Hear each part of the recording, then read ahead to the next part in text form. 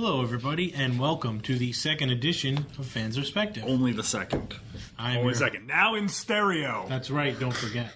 We have corrected our sound issue from the pilot episode. Yes. And thank you for all your positive Noticing support. the big empty space missing here, too. Cut some dead weight, well, maybe. we didn't even get to, as you probably know now, I am your host, Steve Hatch, and I'm Brandon Liggan, and conspicuous by his absence is Michael Greco. that's okay. He was we all know how we feel about Mike Greco, but he was a special guest. Special guest and he trial. I'm sure he will join us in the future, and I'm sure we'll have many other special guests in the future. Maybe. But today, moving on, speaking of special guests, because this event is known for having them, WrestleMania. And WrestleMania is the destination for wrestling fans. It's the biggest show of the year. It is the biggest time of the year. It's the showcase of the immortals, the show of shows, the granddaddy of them all. We don't know if they can actually call that anymore. I was going to say, I think I heard they're not Keith Jackson's family probably owns the rights to that. It's the Super Bowl of wrestling, man. It's now reached like a critical mass, I guess you could say, where even ESPN and other mainstream outlets are covering it. It's now taking a place in our cultural calendar. It's now that week right before baseball season really goes into full swing and before the NHL and NBA playoffs kick off. It's WrestleMania. Yes, WrestleMania really is even people who don't know anything about wrestling, even people who don't watch wrestling or maybe were fans and don't watch anymore, watch WrestleMania. They go to WrestleMania parties at someone's house. Absolutely. There are WrestleMania. The fact that there are WrestleMania parties. And, like, for instance, this year, you saw WrestleMania coverage on SportsCenter. Yeah. And I was always amazed that ESPN got flack from some media outlets for doing that. It's not like they were covering it seriously. They were really they weren't covering WrestleMania on SportsCenter. Like, they weren't showing highlights of Brock Lesnar, Roman Reigns. They were announcing Brock Lesnar is staying in WWE and not going to UFC. That's a legitimate sports story. It actually is, but I mean that's a topic for another time. Yes. But the fact of the matter is that Mike Francesa even did 5 minutes on his radio show and was not condescending about wrestling. We're getting change, folks. It's happening. That just goes to show how big of a spectacle this has become. Absolutely. And I think many of our first memories or best memories come from WrestleManias. Speaking of first, what was your first WrestleMania, first memory of WrestleMania, or first WrestleMania you got to? My first WrestleMania was WrestleMania 8. That was the first WrestleMania my parents actually were able to order for me on pay-per-view. I just remember being blown away. I'd never seen a stadium show before. Like, you had seen images of those Pontiac Silverdome shows and all the other big shows that they had done before that, but that was the first time I'd actually seen it on TV before, so witnessing WWE running a show in that building of that size was, mind-blowing. Any memories particularly about that WrestleMania? Other than the main event that wasn't, we will dispute that. There's a lot of things. That's Shawn Michaels' first singles WrestleMania. What actually earned him the title of Mr. WrestleMania. Yep, we had Macho Man and Ric Flair. I thought that was an classic, all-time classic. Bret Hart versus Roddy Piper, all-time classic Intercontinental title match too. Excellent match. My first WrestleMania was actually the first one I saw was WrestleMania 7. It was the first one that I witnessed, where you had that legendary retirement match between Macho King Randy Savage and the Ultimate Warrior, and I really feel that the Macho King in that match really demonstrated what professional wrestling is all about. His performance was amazing. He had you hooked. The match got you into it. He had the storyline at the end with Elizabeth. It was everything you could hope for in wrestling. That's not the first time Macho Man has even done that at WrestleMania 2, because at WrestleMania 3 with Ricky Steamboat, he put on one of the greatest wrestling matches of all time. Well, see, the difference between that match and him and Warrior was with him and Steamboat, that's a classic encounter for the Intercontinental title. It was scientific wrestling. It was fast paced. Him and Warrior was really more that he was more established. They're telling a story. Methodical. It was, you had to take, with the match with him and Steamboat, he was trying to take more chances, whereas in this match, it was for the career, so he kind of played off that he wasn't doing that. But it was, the matches were both excellent. That WrestleMania also had the legendary Hulk Hogan versus Sergeant Slaughter, the Iraqi turncoat. That was one of the best storylines in WWE history, I think. I know. It's just the fact that they were able to turn an American icon who was, I think it started, at that point in time, Sergeant Slaughter was still on the G.I. Joe show, and able to turn him into the Iraqi turncoat was, It's even interesting to know. I mean, I didn't know this at the time, obviously, but apparently that WrestleMania was going to be in a larger stadium, and there was apparently fears of a terrorist attack or something like that? Someone coming after Slaughter, is what I Yeah. heard. I mean, that just for the fact, and Was it going to be like someone, like an American trying to shoot him? I think it was someone, but I think some people actually believe that he was with Iraq, which. Well, I never ever said that wrestling fans were Mensa candidates. Hey, well, there was apparently I'm hearing there was a bomb scare. That's I wouldn't be surprised. It was originally supposed to be at the Coliseum in LA, right? Yes. And then it got switched to the Sportatorium. Yeah. Either way, that was a good WrestleMania. That was a great WrestleMania. It gave us a lot of watershed moments in wrestling. That great angle with Sergeant Slaughter, the Iron Sheik. Awesome. Just awesome. And like I said, I think the WrestleMania match with Macho King and Warrior really nailed it. I mean, that was one of my favorite moments. That was a great WrestleMania. There's been other great WrestleManias. I want to talk about it because I think it's something that what WrestleMania has become perfect for guys that aren't established stars. It's getting themselves an established name, and you can't name 6 guys that made better careers off of one WrestleMania match than the Hardys, Dudleys, and Edge and Christian. Oh yeah, absolutely. I was going to actually get one match, 6 careers made. Star-making match at WrestleMania. The TLC match was definitely one of those matches. It put the tag team division on the map. It really set the pace for that intense tag team competition. Look, there were other tag teams that were not even included in a match that would be like top tag teams nowadays, like the APA. And even that kind of brutal style of I wouldn't really call it a hardcore style, but the high risk style that all 6 of those guys worked was how tag team matches were worked in the WWE for the next 10 years. And then to come back the next year. And almost top it. And top. Some people, I think it might have topped it. That's the second one is when Edge is hanging from Jeff Hardy's hanging. Jeff Hardy's and he spears him. That moment, but that was an excellent WrestleMania. Yes. And that WrestleMania because of those iconic moments. Is that WrestleMania 17 is rated as one of the top WrestleManias for fans. What do you think was maybe one of your top WrestleManias overall? Jeez, top overall. That's or just one that maybe. WrestleMania 10 is always a good one because excellent. That was Bret and Owen. Macho Man versus Crush. Yeah. You had Shawn Michaels and Razor the ladder Ramon. match. That's a star-making match as well. well. They put the ladder match, but it made 2 careers and it made a match. It did. So. It was a good and it's funny because the main event was Joko versus Bret. I mean, more people remember Bret. The match, man. Yeah. But you know what though, Bret winning after, and he did have an excellent match with his brother. Mm-hmm. So after he kicked his leg out of his leg. Yes, he did kick his leg out of his leg. But that was really where Owen kind of became a star. Absolutely. I mean, and it's a shame that Owen never really got that run because I think he could have absolutely made something from it. That's true. Well, hey, Owen, I think he had a good career, but I want to just keep going on with the very good WrestleManias. One WrestleMania I really want to shed light on that I feel doesn't get a lot of, maybe sometimes doesn't get a lot of hype is WrestleMania 19.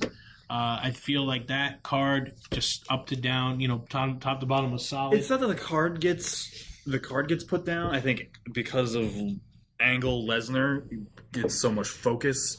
Jericho Michaels had such a great match. Those are the only 2 matches I don't really talk about. Well, no, you got a lot of other good matches. Those are the 2 matches that get talked about the most. Well, you have Hogan and Vince, which was match. Hogan and Vince wasn't a technical masterpiece, but it did everything they were supposed to do. Well. It fit perfectly on the show. You had Triple H and Booker T was a solid mid card match on the show. You also had Austin and The Rock. And there are 3 series of matches. Austin's last match, too, by the way. That's one of the reasons why people think 17. There's a lot of debate over which one of their WrestleMania matches was better. Was it the WrestleMania 15? Was it the WrestleMania 17, which a lot of people seem to believe is the best, which had Austin turning heel, and WrestleMania 19. Me, personally, I feel they're all good. I like the 19 match better. I like the 15 match better because I think... 15 match. I like the 15 match better, yes, although, because it was the first. It was the first of them. It was again. Austin walked out with the title. without turning heel. Without turning heel. I think a lot of people they made sense. The creative decisions that they made sense after it. They didn't like drop the ball after the fact. A lot of people called the WrestleMania 17 the end of the Attitude Era when Austin turned heel. Really, that was the end. I personally liked Austin's heel run, but it was I can kind of understand if people don't want to see a guy like Austin. No, I mean, look at this. Speaking of main eventing WrestleManias, Stone Cold Steve Austin, yes, main evented against Shawn Michaels, main evented against The Rock 3 times. But his match with Bret Hart at WrestleMania 13 is a 5-star classic match. It was really that WrestleMania. Really, that was maybe one of the only good matches on that WrestleMania 13 card. But you talking about Sid? You mean Sid Undertaker wasn't a great I'm match? a fan of Sid, but no offense to Undertaker, because he is, speaking of overall excellent competitors at WrestleMania, the Undertaker. Yeah, I mean, have to put him up he's there. really made it his own event. It's really become his event now, especially even after the streak now, because it's the only show that he works a year. It's Undertaker's matches have become, who's he going to face? What's the entrance going to be like? Is he going to win? Is this the last one? And speaking of Undertaker, I think he was in the greatest match of all time with Shawn Michaels at WrestleMania 25. I think we'd arguably call that the greatest match of all time that ever take place at WrestleMania. The fact that there was two guys at that stage in their career over the age of 40 putting on that type of match for that long. Undertaker did a tope at 40. Oh, absolutely. But you see, the beauty of that is you have two guys.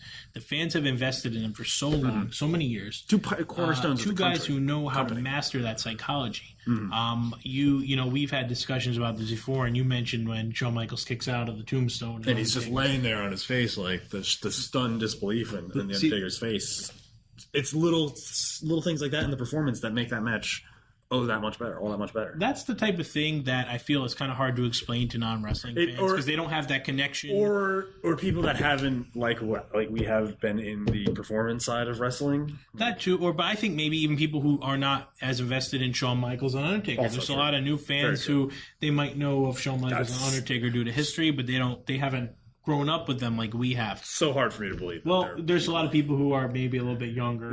That's so hard for me to believe. Or got into wrestling late. I know, I actually know a few people who got into wrestling later on. Things like that. It's just like that's just going to happen. Just like WrestleMania 1, we were not around for WrestleMania 1, but it happened. But a lot of people will even still say that was the best, just simply because it was the first and it really set the tone. I mean, Vince McMahon, the god of wrestling, really our Lord and Savior. He mortgaged his house on WrestleMania. You could definitely say that the McMahons risked it all to put on the first WrestleMania, and that gamble has paid off tenfold. Now, just for that, would you say that maybe Vince McMahon is one of the top WrestleMania competitors? I mean, Vince, he not only has put together the shows, he's also had some decent matches on the card. I mean, not against Brett. No. His match against Shawn Michaels was pretty good. Cheap shots. His match against, no offense to Bret Hart. That great Batman trick. No offense to Bret Hart. Oh, yeah, that's our... But anyway, it's just these type of guys, Macho King... Hulk Hogan, John Cena is another one. If you could have told me 10 years ago that John Cena would main event the most WrestleManias of all time, I would have. Well, did he or did The Rock? Because The Rock main evented 2 with John Cena. He main evented with Steve Austin a couple times. He main evented, Hogan, his match with Hogan. Well, you did your a lot of people consider that the main event. But anyways, John Cena... You have to give the guy credit. He's main evented with Triple H. He's main evented with everybody. Shawn Michaels. He's main evented with The Rock twice. He had a good match this past WrestleMania with Rusev. Great match. Rusev came out of a tank. Rusev is definitely where I think we're going to see. He's going to have a lot more WrestleMania matches. I hope so. But how are you going to top coming out on that tank, man? It's tank and then everything else. That's the type of thing you see at WrestleMania. Yes, only at WrestleMania. You're not going to see Rusev coming out of the tank at Extreme Rules. Or John Cena driving the car through the class. Oh, my God. The Miz coming out with his awesome giant inflatable letters. Yeah. Everybody else gets this elaborate set of piece. Miz, the WWE champion, giant inflatable letters. Well, actually, speaking of The Miz, that's going to bring me into my next point because that WrestleMania we have to, I guess, discuss now. But first, we're going to take a break, and then we're going to talk about some disappointing WrestleMania. So we'll be right back.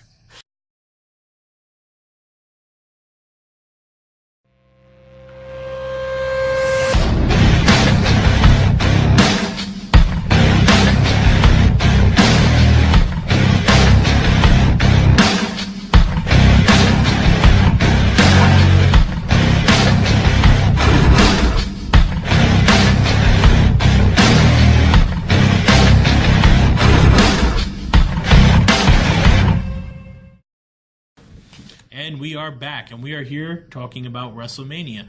And right before break, we mentioned a certain WrestleMania that a certain competitor main evented, The Miz. And the Giant reason why, inflatable letters. the reason why I'm bringing it up, because I'm getting into disappointing or least favorite WrestleManias. I have to say my least favorite WrestleMania was probably WrestleMania 27. The Miz and John Cena. I like John Cena, but that just really... Yeah, I can't... Other than that being Edge's final WrestleMania, I can't really name anything. A moment that kind of sticks out. Sticks out to me. I mean, other than the fact that it was really just the precursor to the next two main events of WrestleMania. I mean, they kind of built up the Rock and John Cena storyline. And also, I mean, they had Triple H versus The Undertaker. Their second match was on that. That was the one. That was a pretty good match. See, I think... It wasn't the Hell in a Cell. The Hell in a Cell topped it. The Hell in a Cell was the next year, 28. Right. I feel that was a good match. That kind of saved that WrestleMania. But what do you feel maybe is one of your least favorite WrestleManias?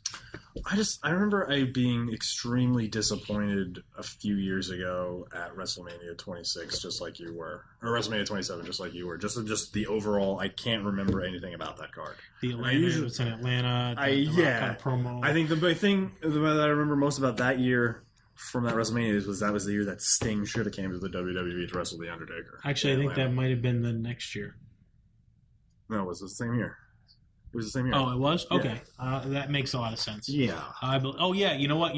I apologize. It was in Atlanta. You're right, because I remember at the time you wanted Sting and Undertaker to mix it up into WCW territory. Makes most sense, right? That's booking 101, man. That's true. There's two other WrestleManias I'm going to bring up I feel were disappointing. Of course, you got the consensus one that a lot of people I hear talk about is WrestleMania 9. Caesar's Palace. I don't remember WrestleMania 9 that well. But that might the two big matches were Yoko versus Brett and the Mega Bucks versus the Mega Maniacs with Brutus Beefcake and Hulk Hogan.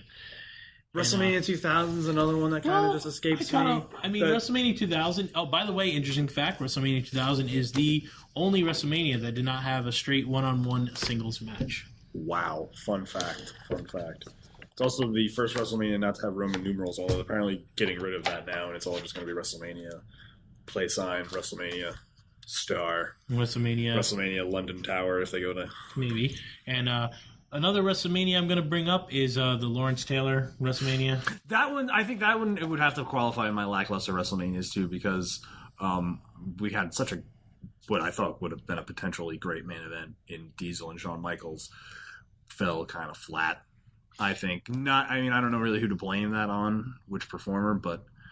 that match was okay. I felt it could have been a lot better. Yeah, I think really the highlight of that match is when Shawn does that dive to the outside. Yeah, I read Shawn Michaels' book, and he said that him and Kevin Nash kind of felt the same way. They felt like they could have done a better performance for a WWF Championship match at WrestleMania, and for it to be Shawn Michaels' first WWF Championship match at WrestleMania. I felt that he could have done better. Now, of course, we all know what happened the next year. Yes, we do, sir. Get out of my ring. Sure as ever made up for it. WrestleMania 12. Which will always hold a special place in both of our hearts, I'm sure. Absolutely, the Iron Man match. I had to bring that up. Yeah, even though we were talking about disappointing WrestleManias. Well, no, that's a good transition. That's a good way to transition to favorite matches, favorite match moments, because I think that's one of my all-time favorite moments because it's unique. It's never going to happen ever again. You're never going to see two talents go for an hour straight, no falls, for the WWF title again. When you think about it, it's a lot. They invested a whole hour of the biggest show of the year. And actually more than an hour because they went to overtime. They invested weeks of storytelling, too. I mean, all those vignettes that they got of Shawn and Brett training. I mean, they dug Jose Lothario out of whatever grave he was in.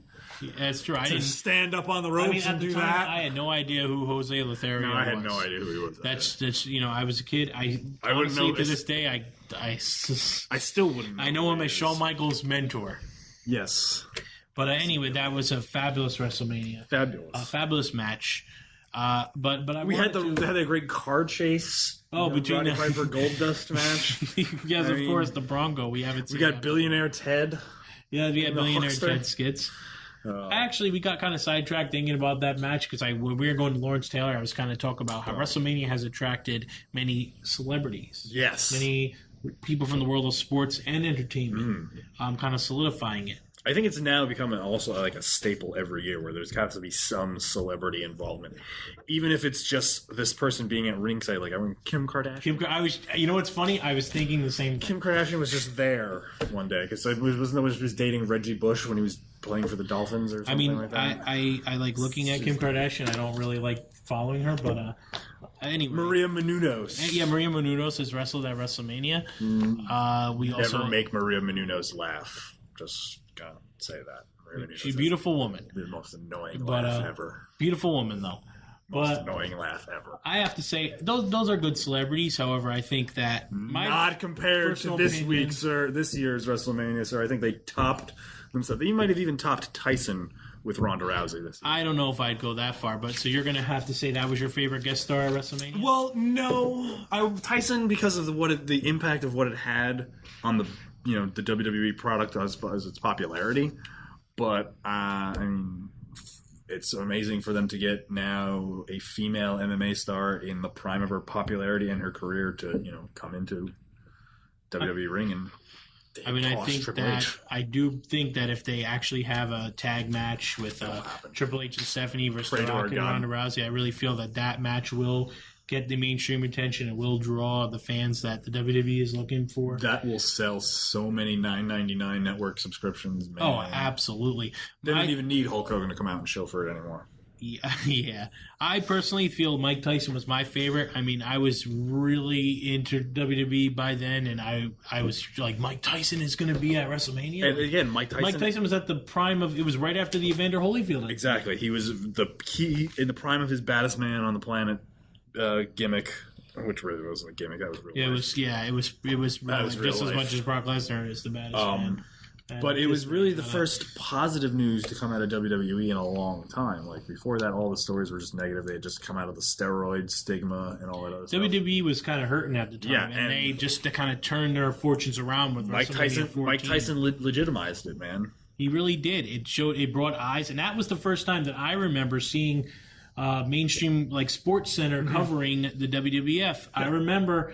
I would watch SportsCenter before I was in elementary school or something like that, and I remember I would watch SportsCenter in the morning, and the next day after Raw, I remember seeing that on SportsCenter. Yeah, it was the first time I think mainstream sports media and news outlets covered wrestling in a positive fashion, other than looking at it, unless it was like somebody dying or.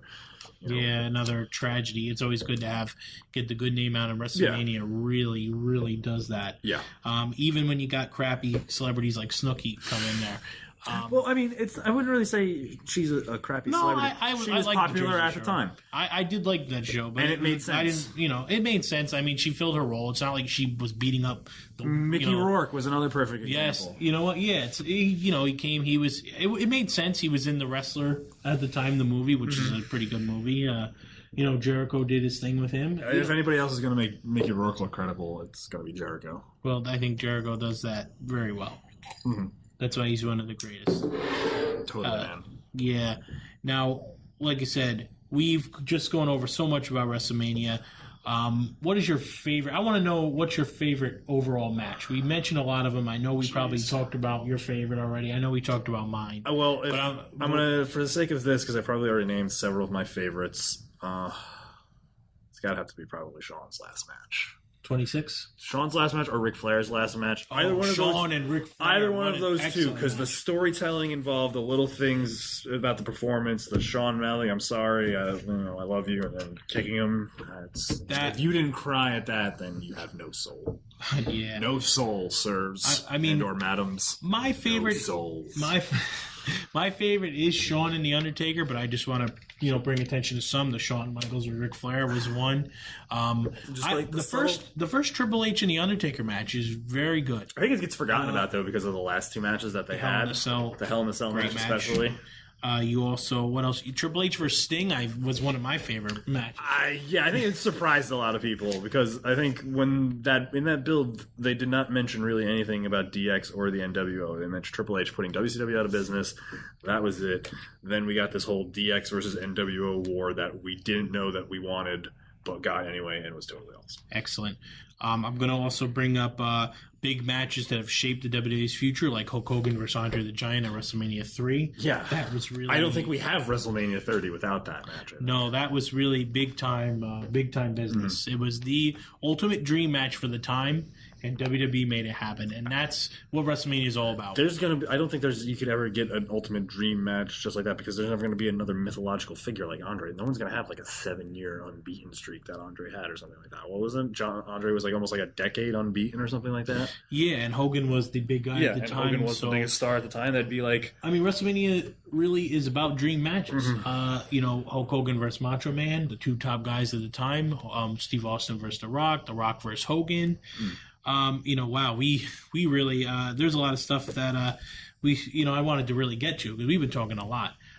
But anyways, I want to get into just about we talked about the match that never was. Yes, Flair and Hogan, which really is the one dream match that they weren't able to produce. Other than probably Bret Hogan.